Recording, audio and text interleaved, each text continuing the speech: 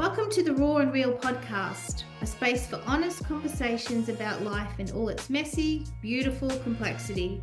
Here we go deep, exploring the vulnerable, the meaningful, and the moments that truly shape who we are. Nothing's off limits. These are unfiltered conversations about life where we're not afraid of talking about the hard stuff. No masks, no filters, we're just real people with real stories. Let's get into it. Welcome everybody today to our conversation with Julie and Sonia, and today we're going to talk about generational parenting. And you might ask, what is generational parenting? So in a nutshell, we are taking on our beliefs and we're taking on our styles that how our parents parented us and how their parents parented them. So it's generational, and we just bring on all this stuff that we don't necessarily need to take on board. So it's a really interesting topic, and it's a really powerful one. And it's a good one because I'm looking forward to diving into this because I know I've done it. I don't necessarily do it anymore. Actually, I don't do it anymore because I'm very aware of it.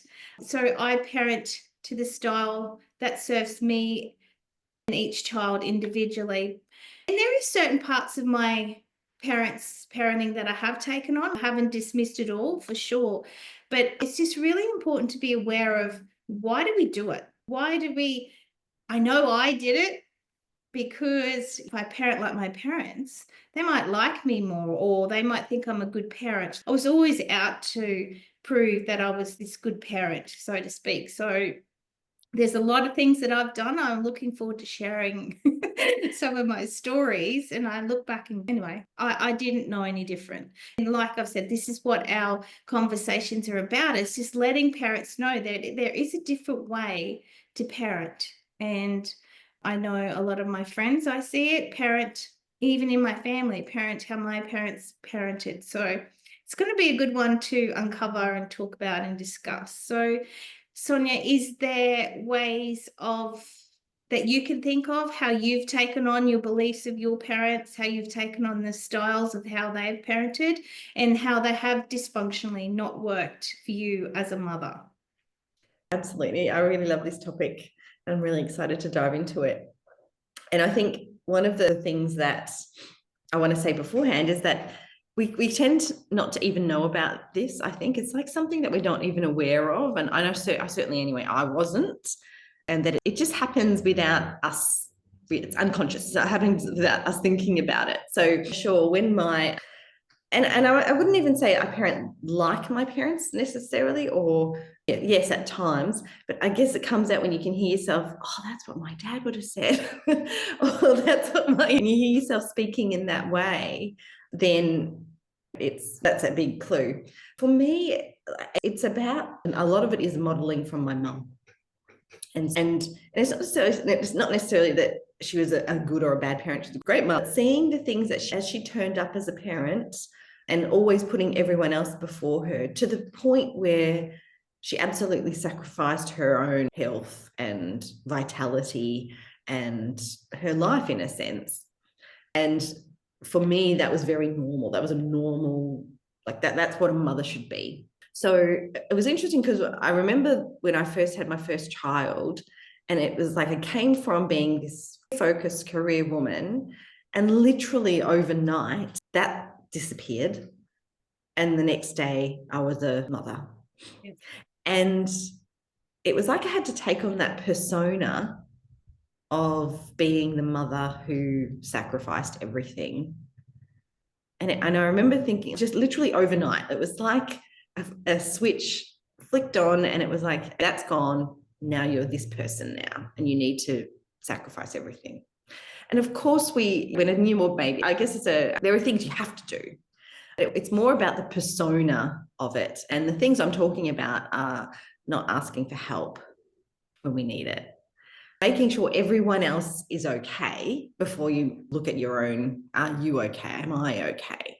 Everyone else, not even just my husband and my child, but my in-laws and my parents and my brother, everyone. And I remember when I was in the hospital, I'm not kidding, over 50 visitors in the hospital on my first day or two. It was insane. And I look back at that now, that wasn't what I needed. That's what everyone else needed.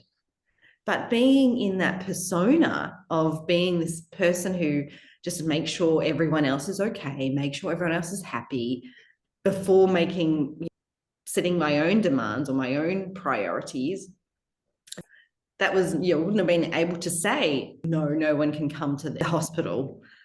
And I just remember it being such a draining, terrible time. Although it was such a beautiful time, I wasn't able to enjoy it in the way that I could because I was trying to make everyone happy. And that's the sort of thing I think of when we talk about generational parenting, is taking on that, or those beliefs that our parents have in the way that we parent, the way we show up in the world.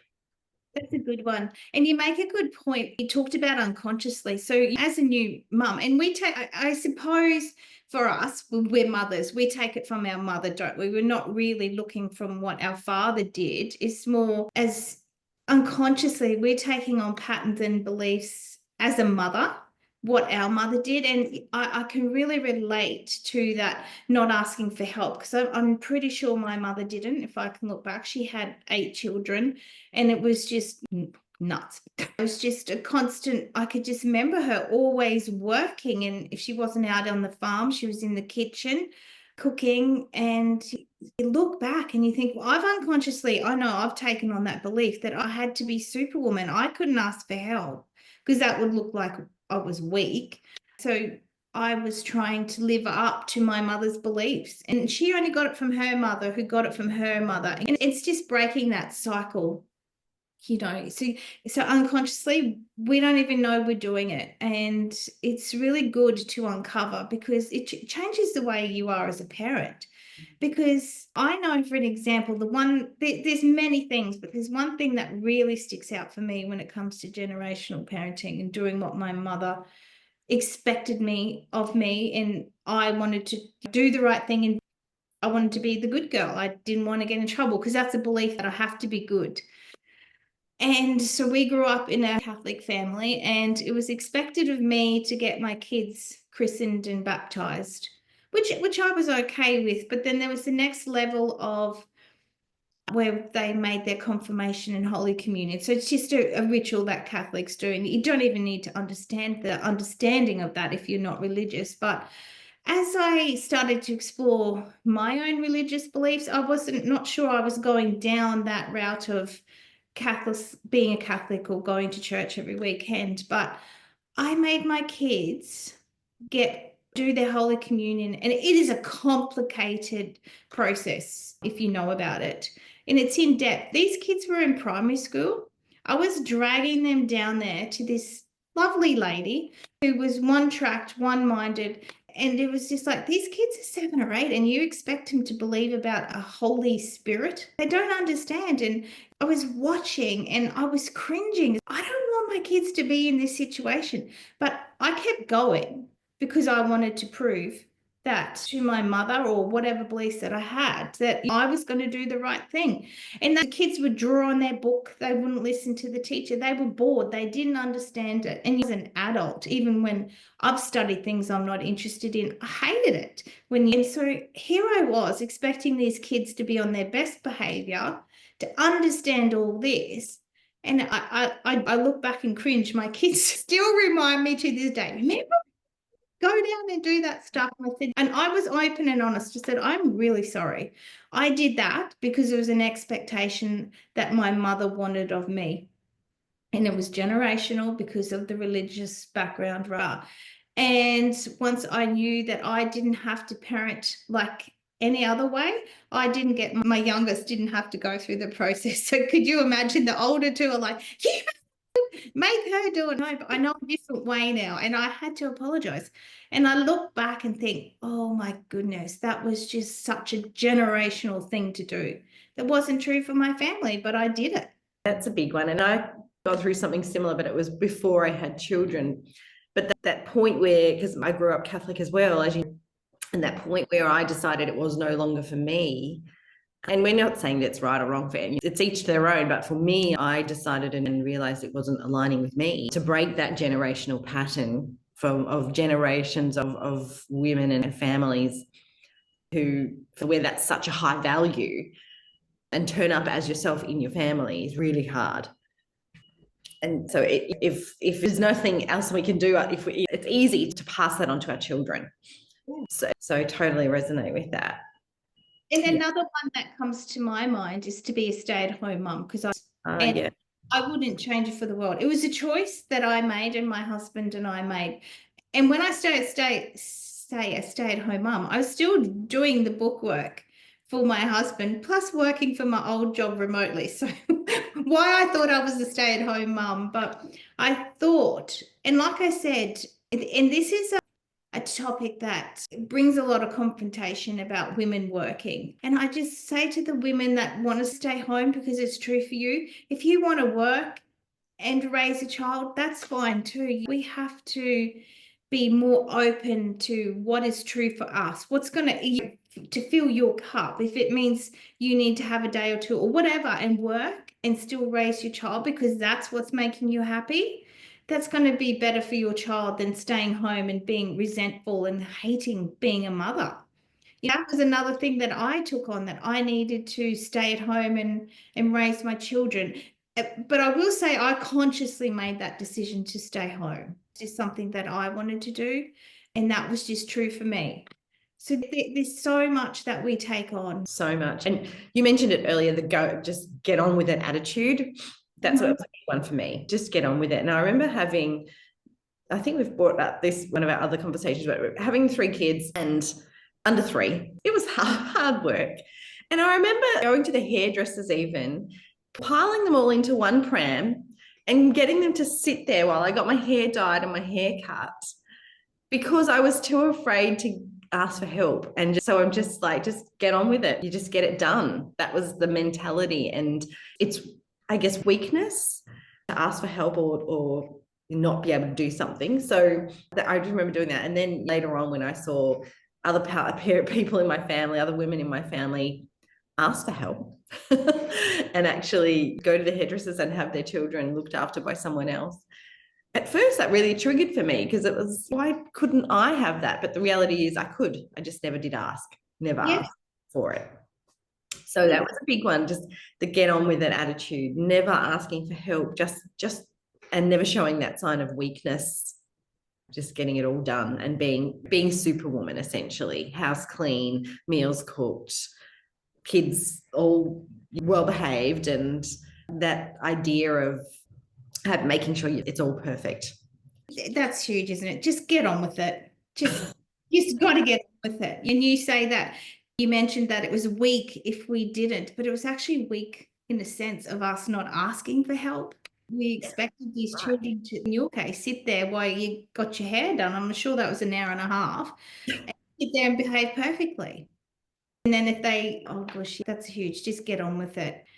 I see the generational parenting come down even through my husband. Like, he would be like, and he has a different view on it, because I've said to him, we don't have to parent like your parents. It was all love and respect to all parents. And that is a really important point to make here, because they just did what they knew. So for him, and I was like this, you to be seen and not heard. We're shutting our children down. Children need to be seen, they need to be heard, because it's important for them to express how they feel. And he would often go, you should be seen and not heard, and that would just trigger me. That's so outdated, and it would used to really piss me off, actually, to the point where I'd have an argument. But it's like, but then I realized he knew no better. He's unconsciously saying and doing the things that his father probably said. And I'm sure everyone can relate to, well, when I was a kid, we used to tease our mother, well, you didn't ride the horse, you put the horse on your back and carried it to school. That's another one. When I was a kid, this is how it was done. But times have changed and we evolve, and that's really important, this to evolve as a parent, because we're not parenting. Things were different back in the 70s or 80s when we were raised.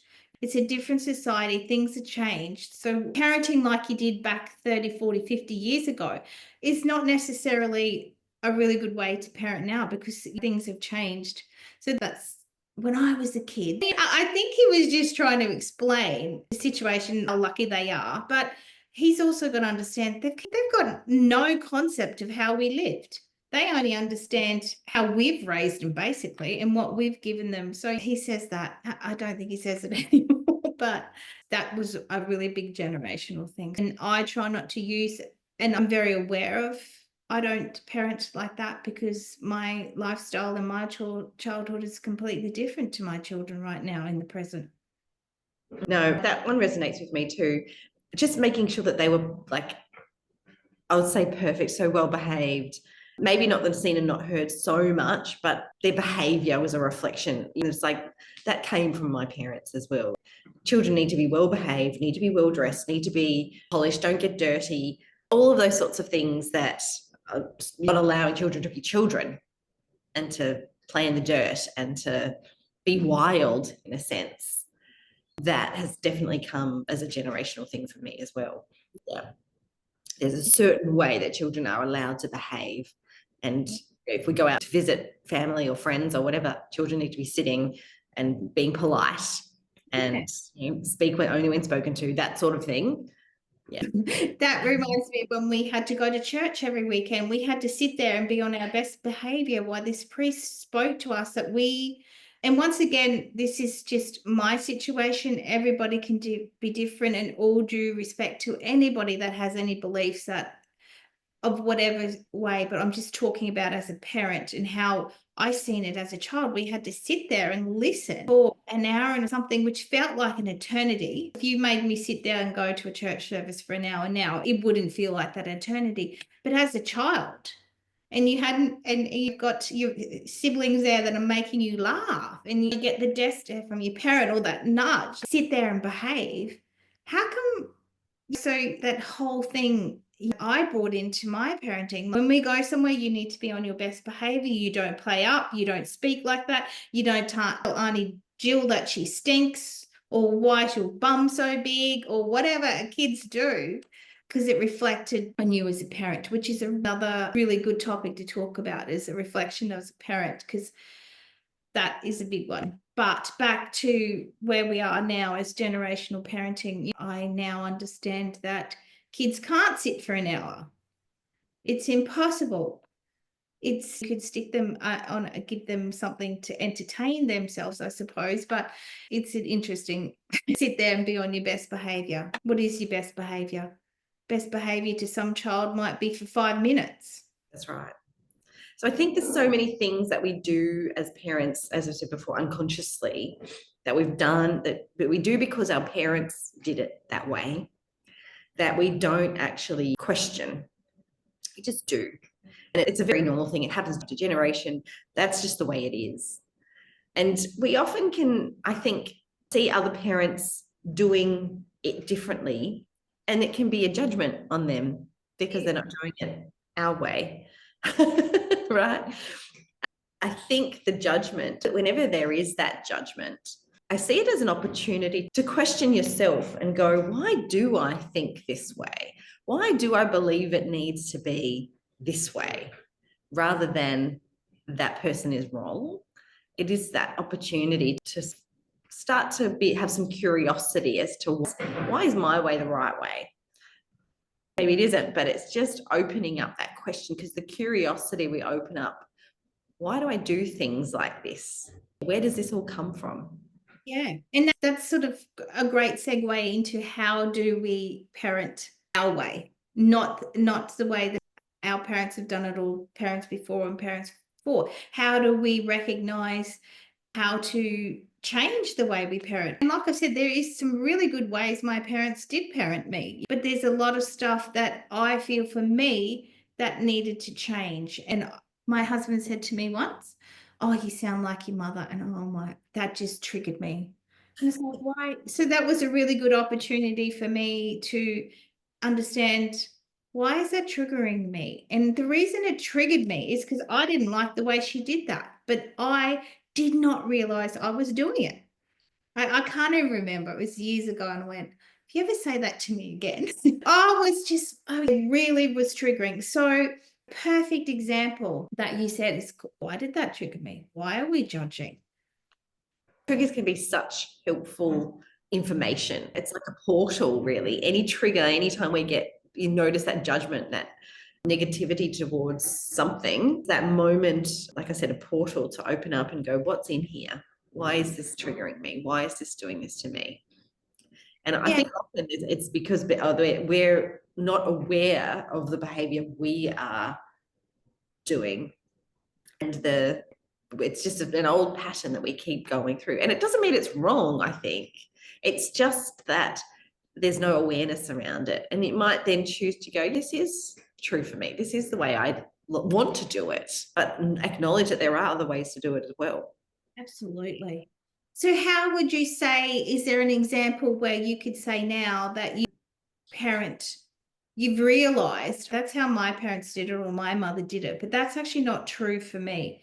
Is there an example? For me, it wasn't so much when the kids were little because I didn't understand. I wasn't consciously aware of how unconsciously I was following generational parenting. I'm so glad I'm aware of it now, especially with teenagers, because it's changed the relationship with my teenagers because I don't have to live up to anybody else's expectations or how they think it should be done. Back to the whole religious thing, I thought it was the right thing for me to send my kids to a Catholic school. And one of my children did not, two of them actually. It wasn't suited to them. And in my gut told me that, but I still went ahead with it anyway, thinking that's what my mum would do. That's what we did. We went to a private school, Catholic school, and one of my children wasn't, she fitted in, but there was, anyway, we put her into a public school, absolutely thrived. And I was like, wow, there is another way. And to see my daughter so happy and thriving and wanting to go to school and learn and find what she loved, it made my heart just burst. And it was like, wow. And I think that was a turning point for me. How there's a different way. I don't need to listen to what anybody else says. I don't have to worry about who's going to judge me. What I need to worry about is how it's going to serve my children and raising them as decent little human beings. And every child is different. So, that was a aha moment. And as more we understand our patternings and our beliefs, it's a game changer for parenting. That's a massive one. Huge. For me, I think the whole keeping the house perfect there is one that I have let go. In relation to talking to my children, and there's one of the things that I think the biggest thing I can have realized is not giving up myself for my children, which is something that I saw my mother do. And for me, it's a fine balance. I love them unconditionally. Absolutely. And I would do anything for them. And also, there's this expectational boundary and I will do that, and I will also do what's I need for me. And so, having me time, following my own interests, creating a path that's mine, that they can come on if they want to, but it's mine. This is for me. Yep. I think that was really important part of my journey, and not devoting my entire being to them. It's a balance, as I said, because when I saw it from my mother, giving herself completely and not creating her world, own world, her friends. She's done that now that we've moved away. But while we were younger, she didn't have a group of mothers or friends that she would go out with, or hobbies or anything like that. And I think that's personally, I think it's a really important part of what our children see of us, that they know that we can have our own interests and hobbies and activities or whatever they are that isn't completely devoted to them. And they have to respect that as much as we respect their hobbies, their interests. And I think that creates a much more mutually understanding relationship where they become a bit more self-responsible for themselves. And it's showing, especially for me, my daughters, that you don't have to devote your whole entire being to your children. I did it in the beginning. In the last couple of years, I've realized that that's not healthy. And I've started to do what I love.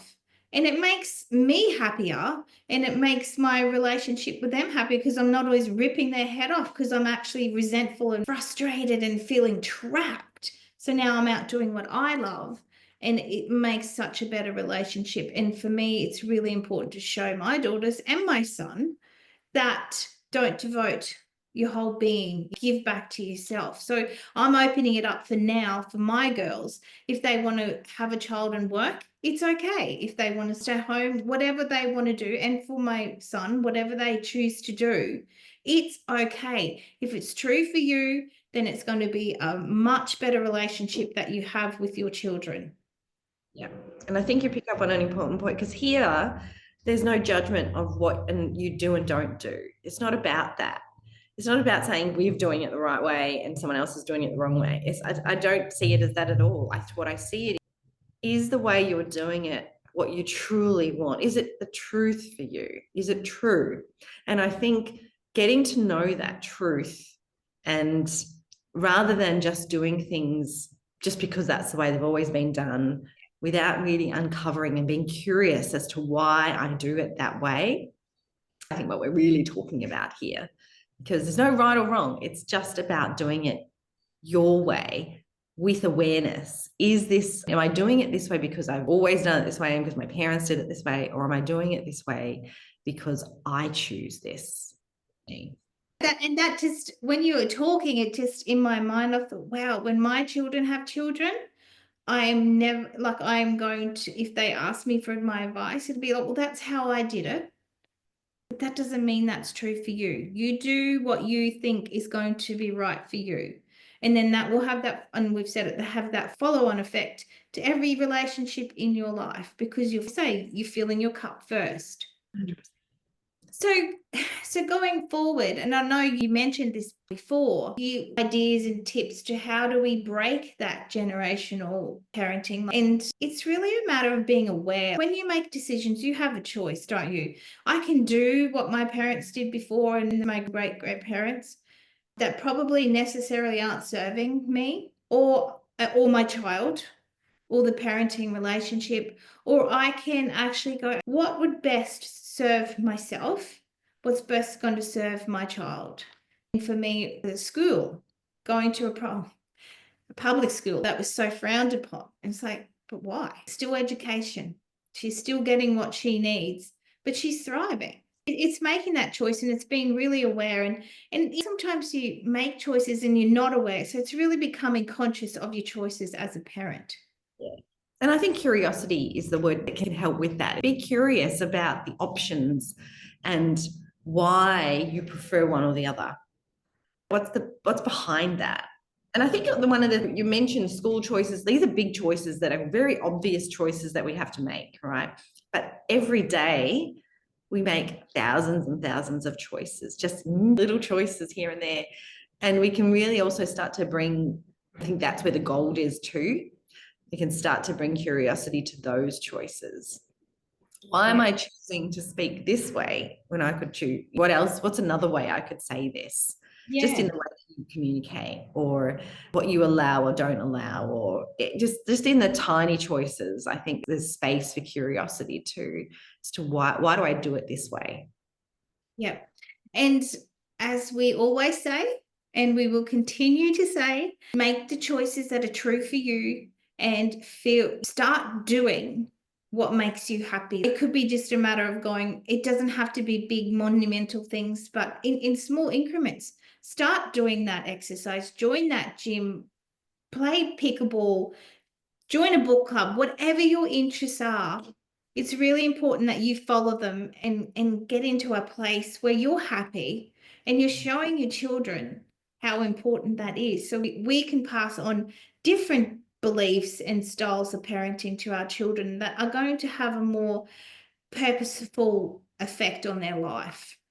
Absolutely. It's huge. We all know, and we've heard it all before. We probably heard it from our parents. When your cup is full, you've got so much more to give. And that's a good one. So, like, it's so important as a parent to fill your own cup first. So important. I'll keep saying it every time. Yeah, we're not going to stop saying it. If there's one message that can come out of everything that all our little chats and conversations is for parents to feel their heart, to feel their desires and their needs. So it sounds so simple.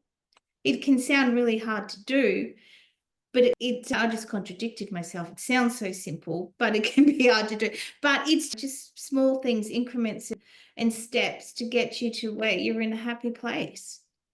And But simple little things, even. there's things that fulfill you, that give you input, give you that meaning to life. So Beautiful. thank you.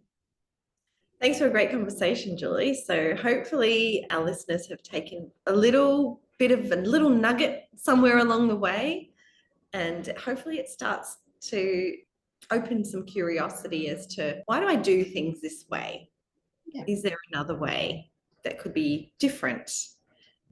And just That's the perfect way to finish this. Just be curious in your decisions. Why am I doing it? Is it a reflection on how my parents did it? Or what? So just be curious, just be open, and go out and be the parent that you want to be. thanks for joining us, everyone. Lots of love. See you next time. Bye. Bye.